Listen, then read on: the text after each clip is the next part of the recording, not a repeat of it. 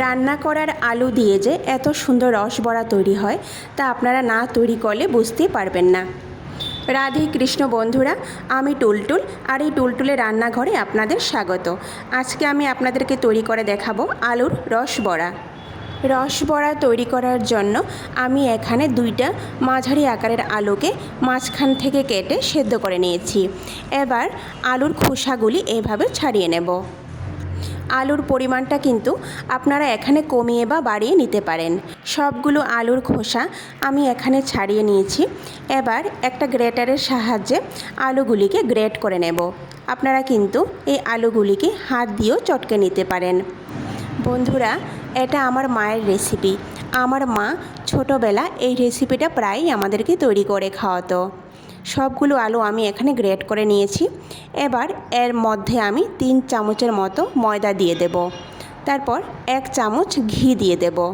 এবার সবগুলো উপকরণকে আমি ভালো করে মেখে নেব।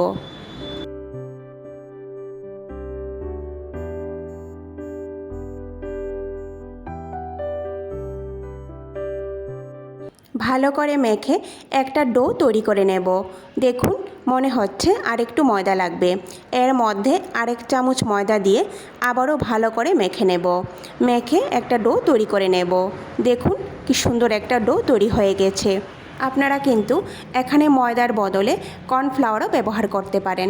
এবার আমি হাত দিয়ে রসবড়াগুলি তৈরি করে নেব।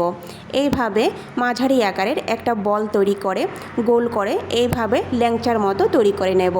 আপনারা আপনাদের পছন্দ মতো ডিজাইন দিয়ে দেবেন। দেখুন, সবগুলি রসবড়া কিন্তু আমি এখানে তৈরি করে নিয়েছি। এবার চিনির রস তৈরি করে নেব। চুলায় একটা বাটি বসিয়ে এর মধ্যে 1 কাপ পরিমাণ চিনি দিয়ে দেব। আর 1 কাপ চিনির জন্য আমি এখানে 1.5 কাপ পরিমাণ জল দিয়ে দেব। এবার একটা চামচের সাহায্যে ভালো করে নাড়াচাড়া করে নেব। এখানে কিন্তু চিনির 1 তার বা 2 তারের শিরা করব না। বাস চিনিটা গুলে যখন জলটা ভালো করে ফুটে যাবে তখনই নামিয়ে নেব। এখানে আমি 3টা এলাচ ফাটিয়ে দিয়ে দিয়েছি। চিনিটা গুলে যাওয়ার পর 2 মিনিটের মতো জলটাকে ভালো করে ফুটিয়ে তারপর চুলার আঁচ বন্ধ করে চিনির রসটাকে নামিয়ে নেব।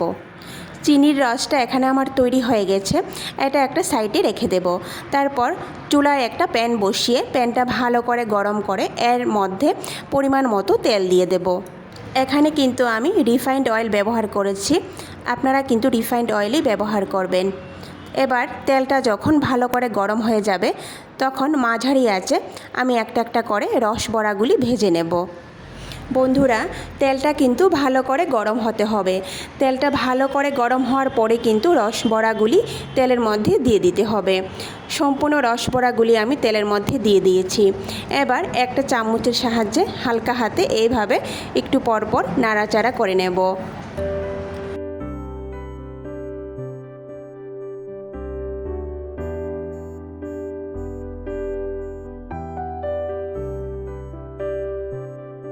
কিছুক্ষণ ভাজার পর বড়াগুলির মধ্যে যখন এভাবে একটা লালচে কালার চলে আসবে তখনই আমি বড়াগুলি তেল থেকে নামিয়ে নেব। বড়াগুলি আমি নামিয়ে নিয়েছি। আগে যে চিনির রসটা তৈরি করে রেখেছিলাম সেই চিনির রসটা ঠান্ডা হয়ে গিয়েছে। এবার এই চিনির রসটাকে একটু গরম করে নেব। বড়াগুলি দেওয়ার আগে কিন্তু চিনির রসটা ভালো করে গরম হতে হবে। গরম গরম চিনির রসের মধ্যে কিন্তু বড়াগুলি দিতে হবে। আমার এখানে চিনির রসটা ভালো করে গরম হয়ে গেছে। এবার গরম গরম বড়াগুলি চিনির রসের মধ্যে দিয়ে দেব। দিয়ে এইভাবে চামচ দিয়ে ভালো করে নাড়াচাড়া করে 1 ঘন্টার জন্য রেখে দেব। বন্ধুরা, ফিরে আসলাম 1 ঘন্টা পর। দেখুন কতটা সুন্দর দেখাচ্ছে। 1 ঘন্টা পর আমি এই রসবড়াগুলি পরিবেশন করে নেব। ভিডিওটি সম্পূর্ণ দেখার অনুরোধ রইল। কেমন হয়েছে কমেন্ট করে নিশ্চয়ই জানাবেন। আর যদি ভালো লেগে থাকে তাহলে সবার শেষে লাইক, শেয়ার আর সাবস্ক্রাইব করে দেবেন। নমস্কার, আজকে এই পর্যন্তই। কথা হবে আবারও পরের ভিডিওতে।